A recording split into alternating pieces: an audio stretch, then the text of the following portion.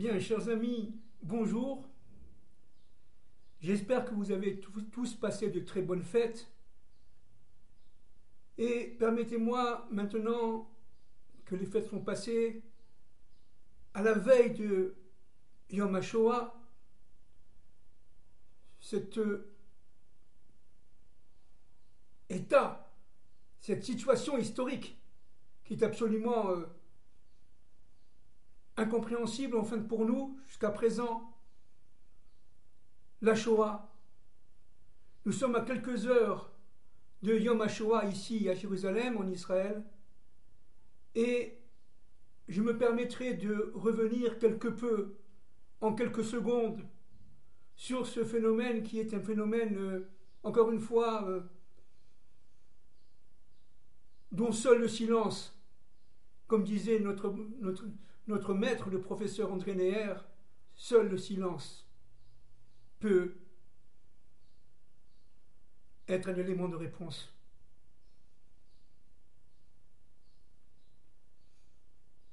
Ce que nous vivons aujourd'hui, évidemment, ressemble à plus d'un titre de ce qui s'est passé avant l'arrivée d'Hitler au pouvoir et depuis son arrivée en mars 1933 jusqu'à la déclaration de guerre en 1939. Cette année terrible qui, à plus d'un titre, nous interpelle aujourd'hui. Alors, au niveau évidemment de la Torah de la délivrance, bien entendu, on sait que le serpent de Bereshit, qui est tapi dans l'histoire, qui est rusé, qui est extrêmement intelligent, c'est-à-dire il a la parole avec lui. Bien entendu, c'est une parole inversée, bien sûr. Dieu a créé le monde, en fait, on le sait, dédoublé, le monde d'en haut et le monde d'en bas. Le serpent entend régner dans le monde d'en bas et ravir dans le monde d'en bas la royauté divine. On sait aussi évidemment que dans la tête du serpent, il y a les forces d'Amalek. Ces forces d'Amalek qui sont et qui ont toujours été redoutables. Parce que tout simplement, leur but est de désacraliser l'histoire, de donner une sorte de non-sens au phénomène historique.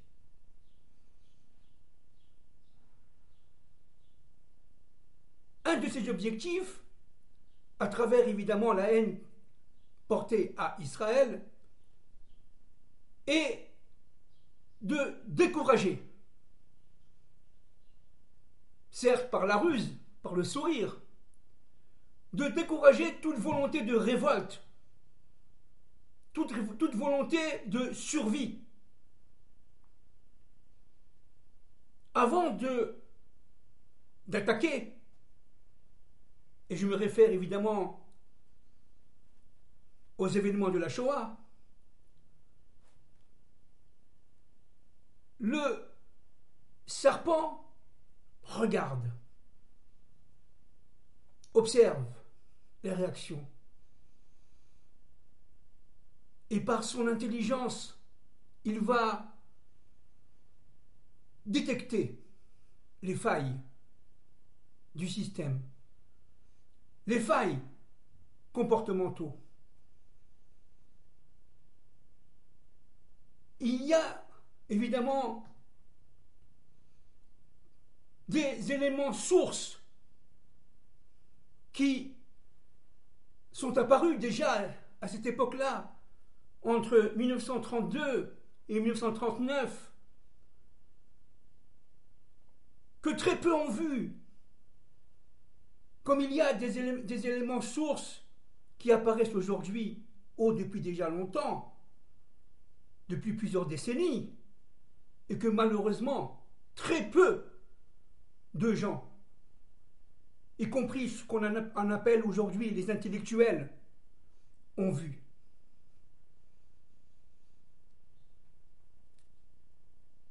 Parce que tout simplement, avant la tempête, il y a le calme. Qui aurait pensé dans un pays aussi ouvert à la culture, à la musique, aux arts, aux sciences, que l'Allemagne du XIXe siècle, où les Juifs étaient pour bonne partie complètement assimilés. Après, évidemment, Mendelssohn, où ils avaient cru avoir atteint la substantifique moelle de notre monde en s'assimilant, en oubliant ses sources,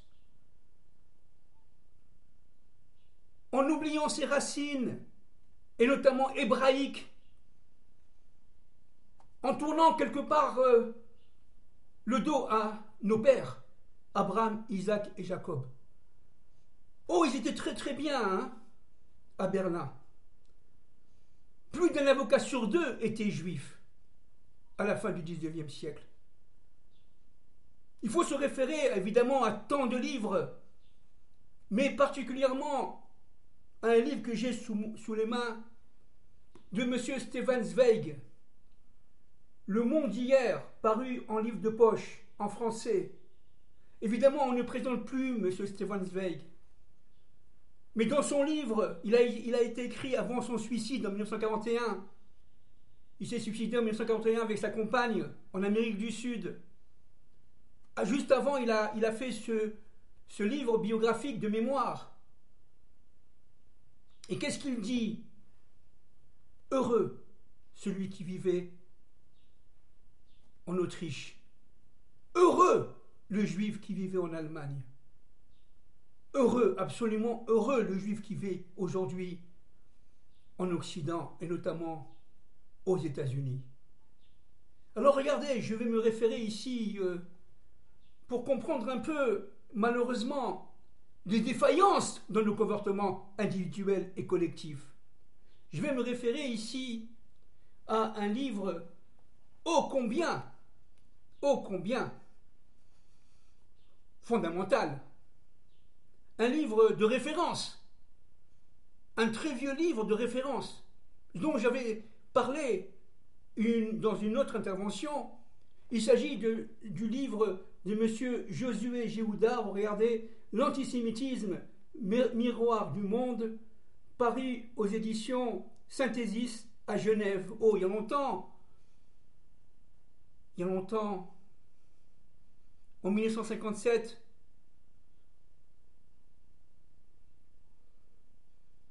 Et qu'est-ce qu'il dit, Monsieur Josué Jéhouda, de mémoire bénie, à la page 234 et suivante? Je vais me permettre de citer, et je vais me permettre aussi, humblement, d'une manière extrêmement synthétique, d'intervenir. Regardez en bas de la page 234 de ce livre.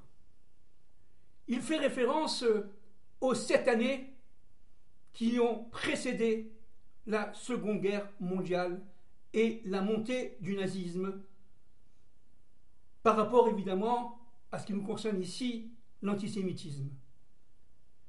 Je cite et j'essaye d'expliquer humblement en quelques secondes. Durant ces 7 années, 1932-1939, les nazis procédèrent à une sorte d'épreuve de force afin de se rendre compte du degré de résistance effective du monde juif et de sa capacité de défense. pour parer à leur campagne de dénigrement systématique, qui devait justifier aux yeux du monde la fiévreuse destruction progressive du judaïsme allemand. En ces années d'apprentissage et d'observation, les nazis n'étaient pas encore sûrs d'eux-mêmes, dit M. Jésué Jéhouda, de mémoire bénie, de la valeur de leur théorie à prétention scientifique. Ils épiaient avec une réelle anxiété les réactions de la presse juive internationale, afin de mesurer le degré de la solidarité juive qu'ils croyaient puissante et mondiale. Ils étaient non moins attentifs aux réactions du monde non juif. Je cite, « Sauf quelques rares exceptions, la conscience mondiale se taisait, par prudence ou veulerie, et la politique internationale réagissait bien timidement. »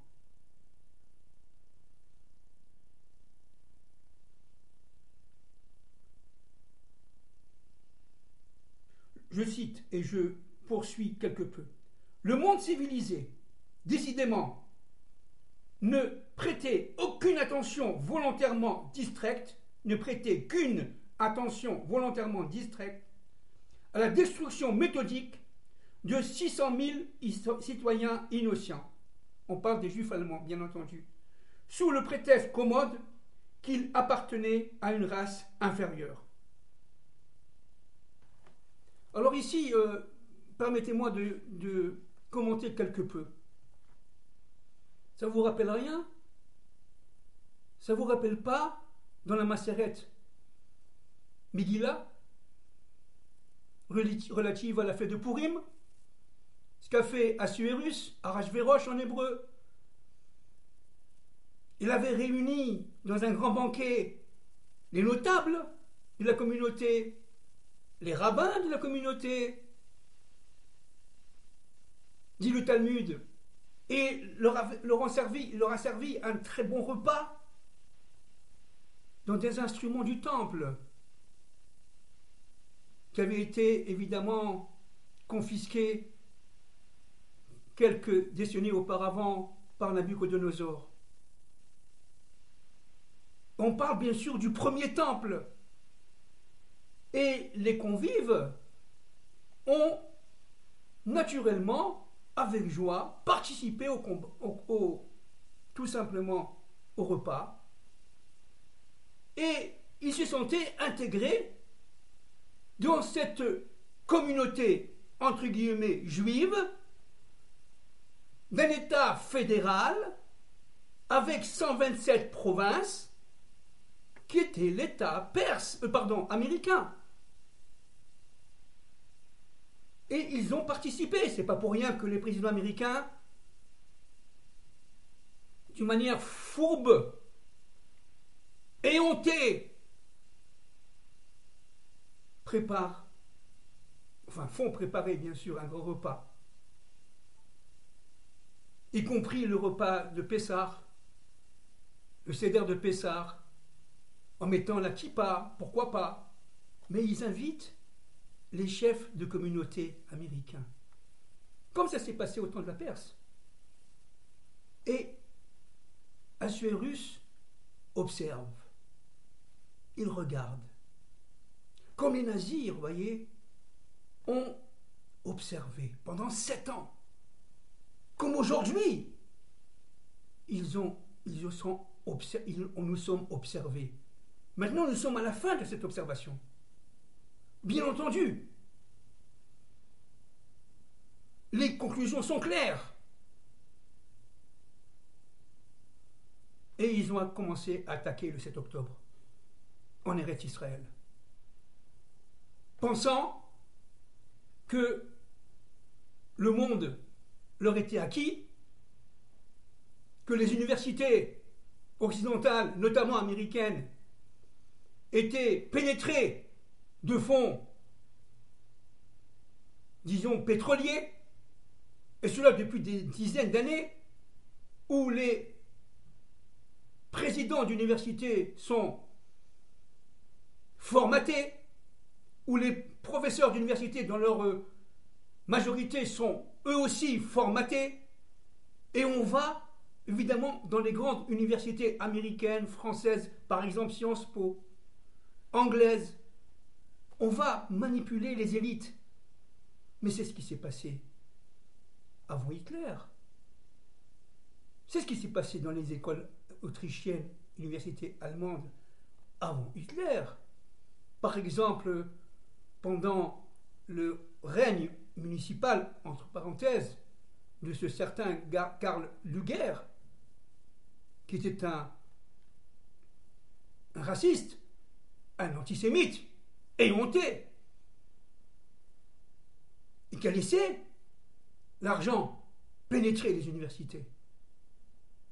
Il y a même des universitaires de l'époque, comme... non, ce n'est pas un de mes maîtres, mais je l'ai étudié quand j'étais à l'université à Paris. Un certain Werner Sombart. Oh, il était très doué sur l'histoire du capitalisme. C'était un grand professeur allemand. Mais il voulait s'inscrire au parti nazi. Il est mort juste avant. Werner Sombart, qui était un de mes, j'allais dire, une de mes références, était d'acquaintance nazie. C'est-à-dire que ce qu'on a vu à cette époque-là, d'une manière évidemment cachée, le serpent est rusé, Amalek est fourbe, il se dit démocrate, républicain, il agit en silence, en profondeur, et il observe, comme a observé Assuérus pendant ce repas. Et à un moment donné, nos maîtres disent que Assuérus, et notamment par sa femme, Vashti, faisait passer des jeunes filles toutes nues par les fenêtres où elles se promenaient. Et il observait l'attitude des chefs de communautés juives et des rabbins de l'époque. Et il y en a un qui n'a pas participé au repas, bien sûr. Il n'a pas participé au repas, il n'a pas voulu. Il était seul. Mordechai, qui était fidèle à son Dieu, qui avait compris le stratagème. Oh, il y en a aussi quelques-uns aussi aujourd'hui qui comprennent, qui commencent à comprendre. Mais ils sont si peu. Regardez ce que dit Monsieur Josué Jéhouda à la page 238 et suivante. Je me permets de citer, toujours dans ce fameux livre, L'antisémitisme, Josué Jéhouda, Miroir du monde.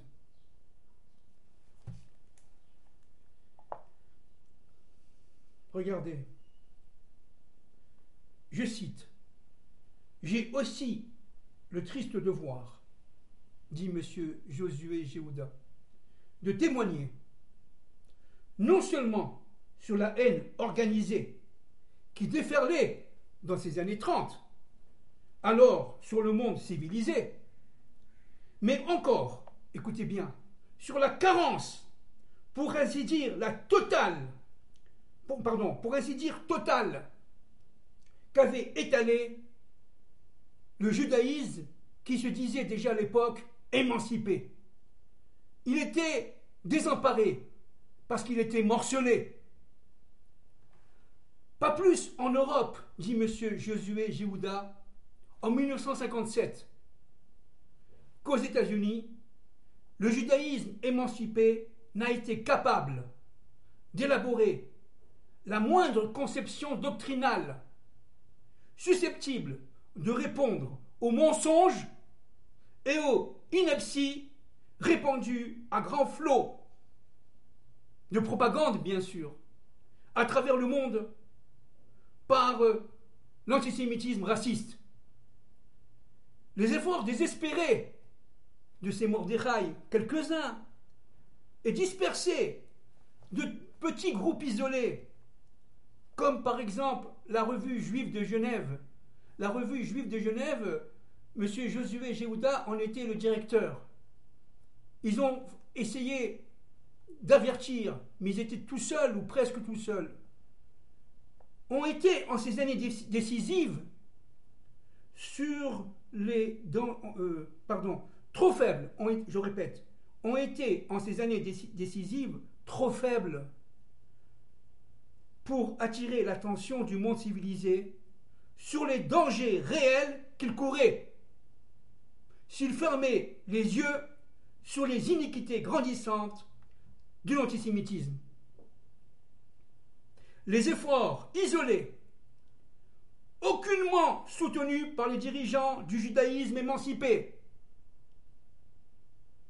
furent parfois même sabotés, écoutez-moi bien, dit M. Josué Jéhouda, par certaines institutions juives préoccupées uniquement de l'aide philanthropique aux victimes de la haine raciale.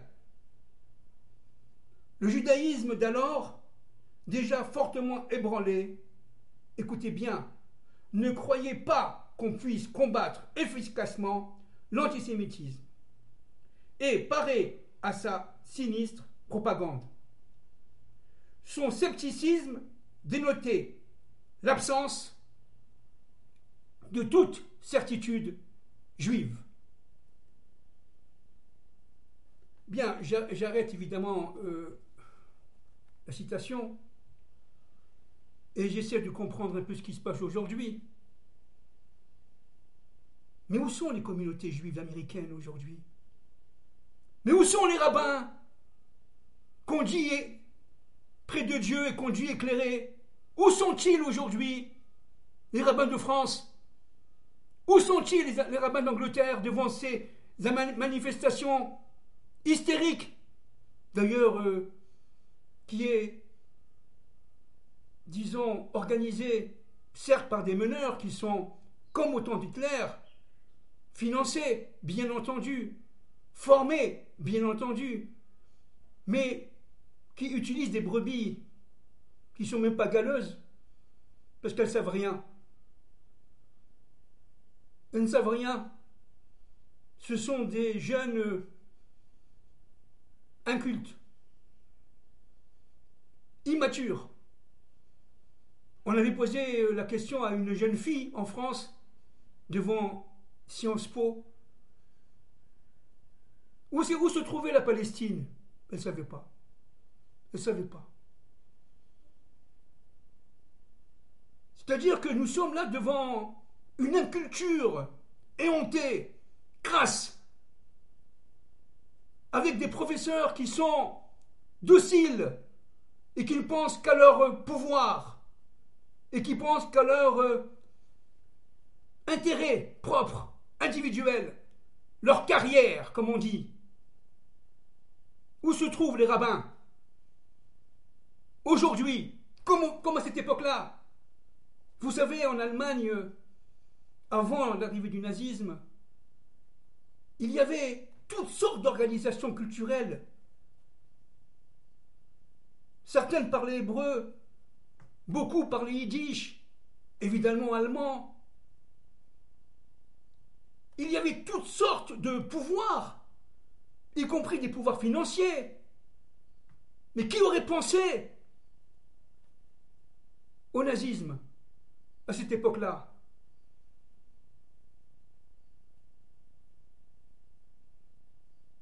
Stefan Zweig lui-même se pensait européen.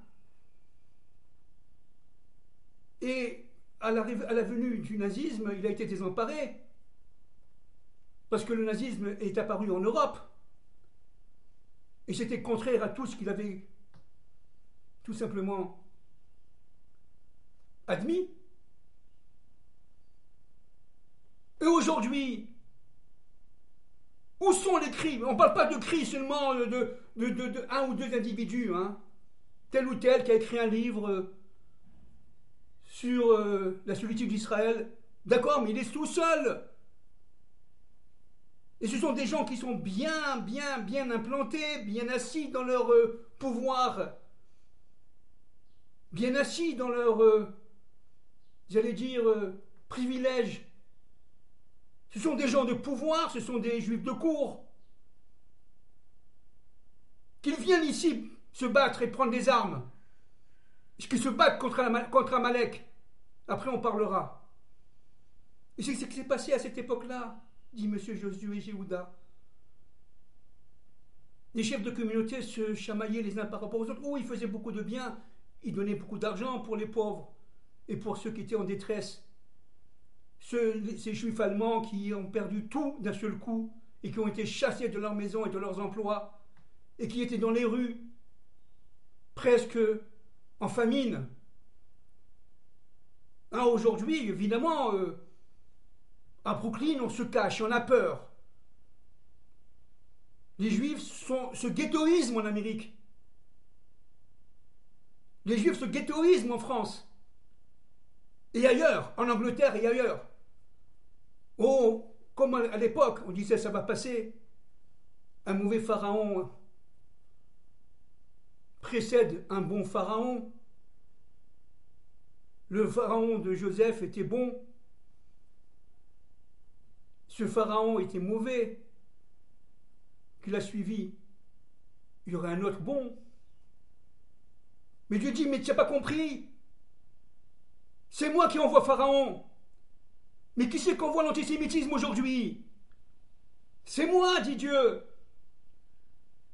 Je veux vous réveiller. Mais pourquoi me réveiller? On est très bien. On est en Allemagne, en Autriche. On est très bien. En Amérique ou en France aujourd'hui. Bon, c'est vrai qu'il y a un peu d'antisémitisme, mais ça va passer. Dieu dit, mais non, ça passera pas. Parce que c'est moi qui l'envoie.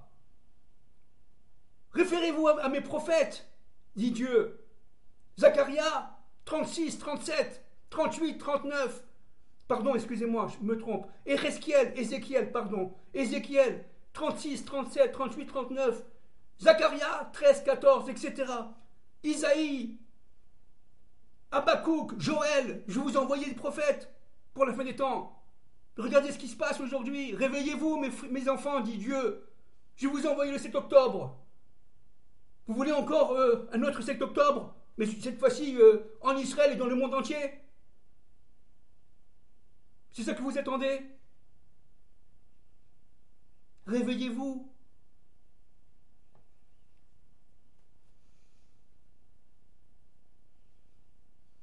Et ne comptez que sur Dieu.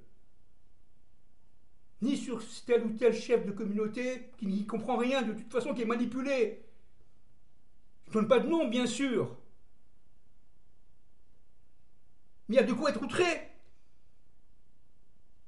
par ces chefs de communauté du temps d'Assuérus, du temps de Pourim, par ces chefs de communauté du temps d'Hitler, et par nos chefs de communauté aujourd'hui. Les forces d'Hitler reviennent aujourd'hui. Les forces d'Amalek reviennent aujourd'hui. Et ne croyez pas que c'est l'Iran seulement qui est derrière tout ça. Amalek ne descend pas de la Perse. Amalek descend d'Ésaü. Ça veut dire l'Occident. D'Édom. Amalek est le petit-fils d'Ésaü. Amalek a étudié chez Lavan. Beth Lavan, la Maison Blanche.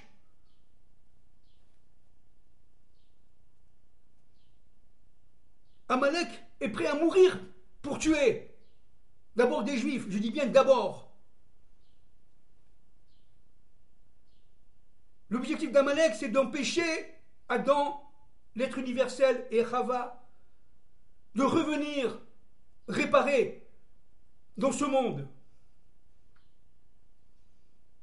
Il arrive aujourd'hui, a une sorte de sensation de pouvoir extatique, optimum, dominant.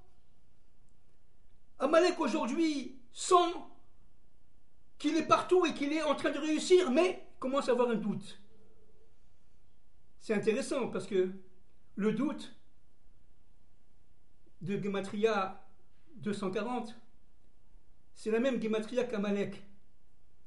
Amalek est pris par le doute. Le doute, la source du doute, c'est-à-dire Amalek, est pris par le doute aujourd'hui. Et c'est très grave. Et c'est très dangereux. Parce que c'est très tendu. Alors il cherche à provoquer la guerre. Que ce soit par l'intermédiaire de l'Ukraine, ou que ce soit par l'intermédiaire du Hezbollah, ou de l'Iran, ou je ne sais pas quoi. Mais qui finance ces manifestations? Qui finançait ces manifestations à cette époque-là, au temps d'Hitler? Eh bien, ce sont toujours les mêmes. Aujourd'hui, on dirait les fonds pétroliers, le Qatar et autre chose. Mais hier et avant-hier, c'était quoi? C'est toujours les mêmes. Ces élites occidentalisées qui entendent dominer le monde,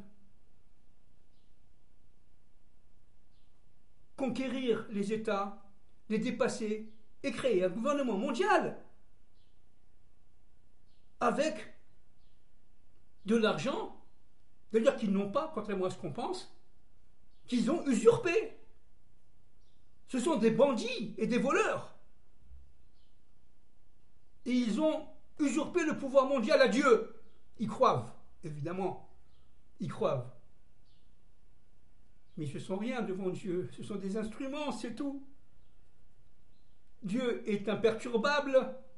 Il est omniprésent. Quand Moïse a eu peur d'aller voir Pharaon dans la paracha Bo, pour lui dire de laisser sortir les enfants d'Égypte, il lui dit, n'aie pas peur, Dieu lui dit à Moïse, n'aie pas peur, je suis moi dans la tête de Pharaon. C'est moi qui ai créé Pharaon. C'est moi qui ai créé Amalek. N'aie pas peur, sors.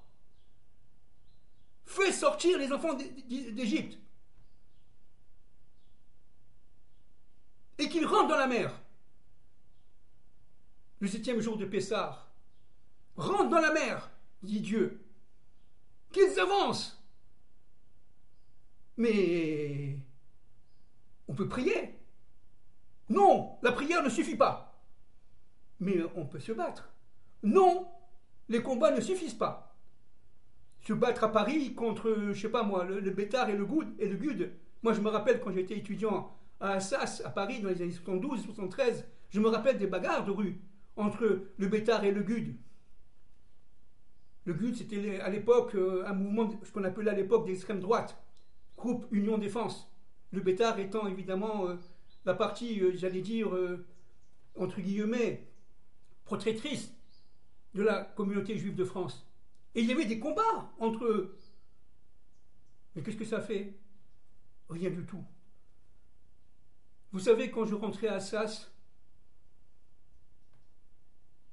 je ne comprenais pas, j'étais très jeune, j'étais en 2e et 3e année de fac. Il y avait des gens du GUT qui disaient comme ça, toi, juif, poubelle. Oui, monsieur, oui, madame, nous étions à Paris, en 1972. Et à l'époque, j'avais compris que la situation était, en fait, certes cachée, sous-jacente, mais elle était, en fait, malgré tout ce qu'on pense, tout ce qu'on voyait, très grave. Très grave. Parce que, à ce moment-là, vous voyez, les sources informationnelles, culturelles, étaient en train de pénétrer les entreprises. Les entreprises, mais les universités, les grandes écoles. En France, mais aussi en Amérique, en Angleterre, en Allemagne, partout. Financés par qui? Par les mêmes. qui ont financé le nazisme. Et M. Josué Jéhouda, encore une fois de mémoire bénie, un livre extraordinaire, avait déjà compris. Alors que Stefan Zweig se suicide, parce que tout simplement sa vie n'avait plus de sens, il se croyait, Zichrono Libracha bien sûr, européen déterminé, il pensait que l'Europe c'était l'avenir du monde. Josué Jéhouda a compris que pour le peuple juif, l'avenir c'est Eretz Israël. Et déjà dans les années 30, il écrit un livre aux environs des années 50. Regardez, en 54. Sionisme et messianisme. Il écrit aussi un autre livre, M. Josué Jéhouda, Israël et la chrétienté. Il veut comprendre à travers la chrétienté les sources de l'antisémitisme.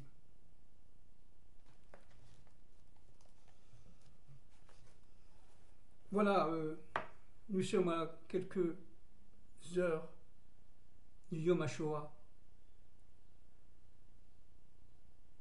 L'armée d'Israël combat, et bien entendu ce n'est pas fini.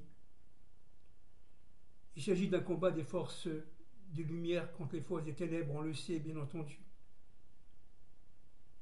Il faut prier pour l'humanité tout entière. N'oublions pas que Assuérus était le maître, le roi de 127 provinces. Et à l'époque, nos maîtres disaient que c'était le monde entier. Et Hitler voulait faire, évidemment, Deutschland über alles. Au moins 1000 ans de suprématie allemande, raciale. Théorie complètement folle qui viennent de Gobineau, etc., pour ceux qui connaissent un peu. Et même du philosophe Hegel. Alors vous comprenez qu'aujourd'hui nous sommes vraiment à la croisée des chemins, dans un temps très dur. Mais il faut avoir raison garder et il faut avoir le courage de comprendre les événements que nous vivons. Et il faut rentrer dans la mer. Comme Narshon ben Aminadav est rentré, comme Kalev ben Yefouné est rentré. Ils étaient en discussion, vous comprenez, les tribus. Les unes avaient peur, les unes voulaient retourner en Égypte, les unes voulaient se battre, les autres voulaient prier, les autres voulaient tout simplement attendre un peu, voir ce qui se passe. Mais il y avait l'armée égyptienne derrière, et des deux côtés, il y avait les bêtes féroces et les montagnes. En face, il y avait la mer. Qu'est-ce qu'on fait? Dieu dit, rentre dans la mer. N'aie pas peur. Rentre dans la mer. Aujourd'hui, on dirait, avance. Ne te pose pas de questions. Quand Dieu disait à Moshe, va à Kadesh Barnéa, Moïse disait, oui chef. Il ne posait pas de questions. Aujourd'hui, Dieu entend des Juifs qui se réveillent d'abord. Et non pas qui prennent les armes en Amérique ou qui prennent les armes en France. C'est pas ça le problème.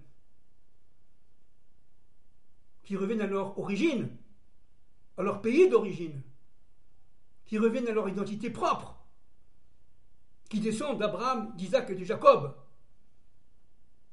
Et que tous les diplômes confondus et toutes les richesses confondues ne représentent en fait pas grand-chose, pour ne pas dire rien.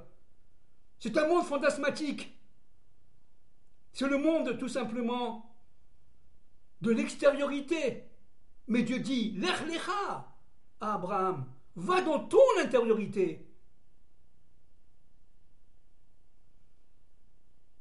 Et quand tu vas dans ton intériorité, rentre dans la mer. N'aie pas peur, je suis là. Qui c'est qui a créé la mer? C'est moi, dit Dieu. Qui c'est qui a créé les dictateurs? C'est moi, dit Dieu, n'aie pas peur, avance, mais avec moi. Voilà, que Dieu nous aide, que Dieu nous guide, juifs et non-juifs. Juifs et non-juifs, il faut avancer la main dans la main, chacun selon sa fonction, chacun selon son regard, chacun selon son histoire, chacun selon ses traditions, chacun selon son être intérieur. Mais il faut avancer ensemble. Car le projet de Dieu est un projet unificateur. Un projet un, c'est-à-dire d'union de toutes les diversités. Il ne s'agit pas, encore une fois, d'arriver à une masse uniforme, incompressible, qui a perdu toute velléité de liberté. Au contraire, il faut donner la liberté à l'homme, mais que cette liberté-là, elle soit adaptée à sa fonction, parce que les hommes ne sont pas les mêmes les uns par rapport aux autres.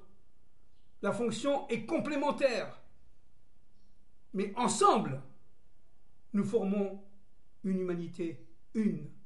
Merci beaucoup.